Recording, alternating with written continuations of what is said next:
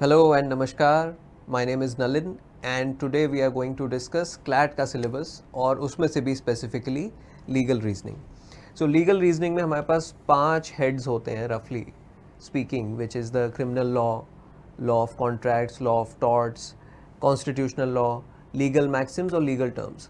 तो इनके बारे में डिटेल में जाने से पहले हम ये देखते हैं कि किस टाइप के क्वेश्चंस होते हैं, उनका क्या फॉर्म होता है. तो format of questions is MCQs, multiple choice questions होते हैं. एक पैसेज आपको मिलेगा 450 वर्ड्स का. उस पैसेज के बेसिस पे कुछ क्वेश्चंस होंगे अराउंड 4 to 5 जो कि आपको आंसर करने होंगे. So now the problem is not these passages, it is the length of these passage. Since the length of the passage is around 450 words, so you will need to be keeping a good reading speed. You can't be slow in that because there are total 120 questions, so you don't want to miss out on that. Weightage legal reasoning के section का रहता है रफली 25%. 28 से 32 questions होते हैं. तो ये जो है आपको बेसिक आइडिया लग गया होगा. अभी हमारी ये जो PDF है ये डिस्क्रिप्शन बॉक्स में आपको दे दी जाएगी. इसमें आपके पास इंडिविजुअल पॉइंट्स जो हैं टेबल फॉर्मेट में दे रखे हैं. You can read more about them in detail. तो पहले हम देखते हैं क्रिमिनल लॉ. तो क्रिमिनल लॉ में आता है हमारे पास इंडियन पीनल कोड IPC, जो कि अभी हाल ही में अपडेट हुआ है in the form of Bharatiya Nyaya Sanhita. So what is this Indian Penal Code, what is Bharatiya Nyaya संहिता?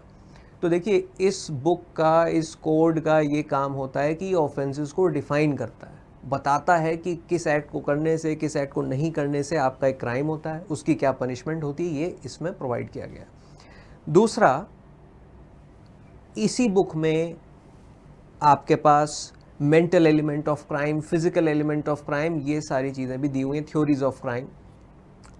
फिर आपके पास आएगा उसमें जनरल डिफेंसेस, कि आप अपने आप को डिफेंड करने के लिए अगर कोई फोर्स यूज़ करते हैं, कोई आप पे बॉडीली हार्म करना चाह रहा है and you try to defend yourself, so you have the right to do that in the category of general defences. फिर हम आते हैं लॉ ऑफ टॉर्ट्स पे.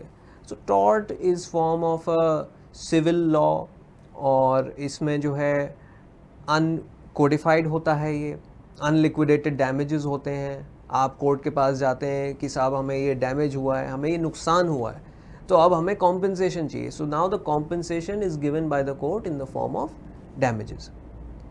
इसके एग्जाम्पल्स जो हैं आप समझ सकते हैं. Nuisance, trespass means somebody enters your property without your permission, and nuisance is somebody obstructs the enjoyment of your property without stepping on your property. So दूर से शोर करना for example is a nuisance. So now we come to the law of contract. तो contract में हम देखेंगे कि essentials क्या होते हैं कॉन्ट्रैक्ट के. ऑफर होता है, एक्सेप्टेंस होता है, कंसिडरेशन होता है, कॉम्पिटेंस ऑफ द पार्टीज होनी चाहिए. But why are these things important? So see, the contract is important because it forms the basis of all economic activities in a country. तो इनका प्रोटेक्शन, इनके बारे में जानकारी भी जो है हमारे लिए बहुत ज़रूरी है. अब जैसे मान लीजिए आप कोई सामान खरीदने गए किसी शॉप से. So now you enter into a contract. The sales of good is also a form of contract. But क्या हर चीज़ एक कॉन्ट्रैक्ट होती है? एक फ्रेंड ने दूसरे फ्रेंड को प्रॉमिस किया, will that be a contract? No, that will not be a contract, because एक लीगल रिलेशनशिप में एंटर करना, ये हमारी इंटेंशन होनी चाहिए, तभी वो कॉन्ट्रैक्ट का फोर्स जो है उसको दिया जा सकता है. फिर हम आते हैं कॉन्स्टिट्यूशनल लॉ पे. सो कॉन्स्टिट्यूशनल लॉ जो है, हमारे देश का जो संविधान है, जो कॉन्स्टिट्यूशन है, उसके बारे में बात करता है. इसमें हम देखते हैं कि जो पिलर्स ऑफ डेमोक्रेसी हैं हमारी कंट्री के, लेजिस्लेटिव, एग्जीक्यूटिव, जुडिशरी, इनके बारे में वहाँ पे डिटेल्स जो है दी गई हैं. किस तरीके से अपॉइंटमेंट होंगे मेंबर्स के, डिस्क्वालिफिकेशन होंगे, किस तरीके से प्रोसीडिंग्स चलती हैं पार्लियामेंट में, ये सब जो है हमारे कॉन्स्टिट्यूशन में दिया हुआ है. दूसरा कॉन्स्टिट्यूशन का इंपॉर्टेंट पार्ट है preamble. So preamble is like the preface. जो जैसे बुक का प्रीफेस आप पढ़ते होंगे, कई बुक्स में होता है, तो या फॉरवर्ड जैसे होता है, तो उसी तरीके से preamble is like a forward to the constitution. तो उसमें किस टाइप की हमारी डेमोक्रेसी है, कि सोशलिस्ट, रिपब्लिक, इस तरीके के वर्ड्स यूज़ किए गए हैं, इनके बारे में आपको जानकारी मिलेगी. फिर हम देखते हैं लीगल टर्म्स और मैक्सिम्स. तो लीगल टर्म्स में देखिए, आपने स्कूल में कई लैंग्वेजेस पढ़ी होंगी, किसी ने स्पेनिश पढ़ी होगी, किसी ने French, Sanskrit. You know German, तो यहाँ पे आप पढ़ेंगे लैटिन। लैटिन के आपको कुछ फ्रेजेस और टर्म्स देखने होंगे, मैक्सिम्स भी जो है उसी का ही पार्ट है, तो ये आपके लिए थोड़ा सा इंटरेस्टिंग हो सकता है। So now you must have gotten a brief idea of what all things are there, but एक चीज़ माइंड में आपको रखनी है, एक तो reading speed should not be slow, you should be able to read a passage within 5 minutes.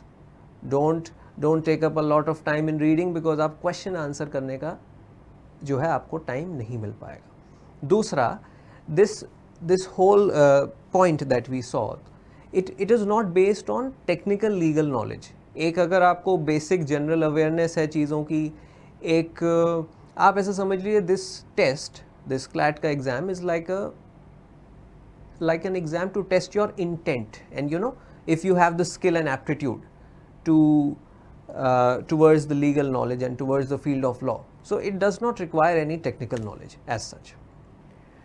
So this was the content in brief. अब आपको थोड़ा सा आइडिया लग गया होगा कि किस टाइप की मटेरियल जो है आपसे पूछा जाएगा, but I want to talk more about the preparation strategies and the tips to score well. So let's come on to that.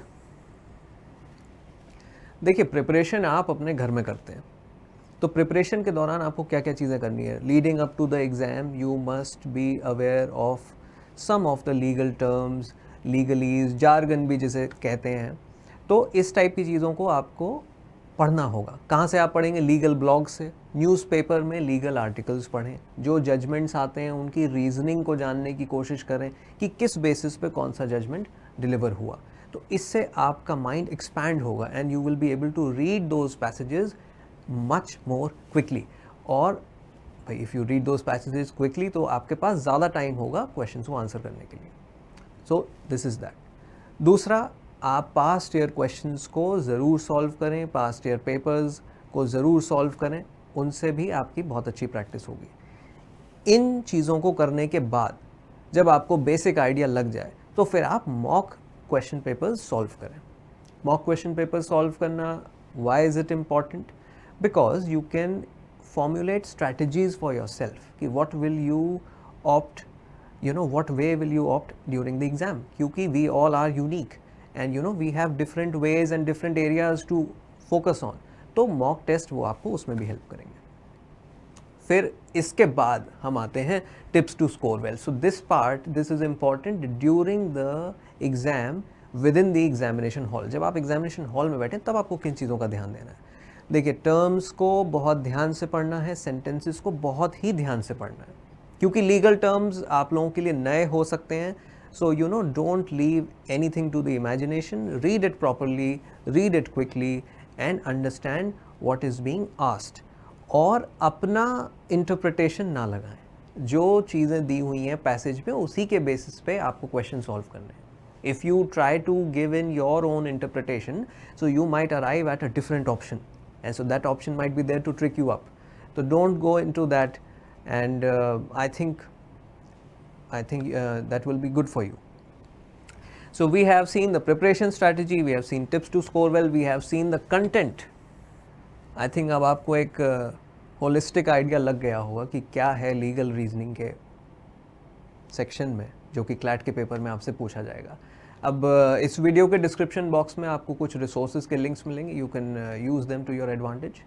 And this presentation, at the expense of repetition, I am saying again, this will be also available in the description box. And thank you so much for watching. Hope you liked this video and hope you found it helpful. Thank you.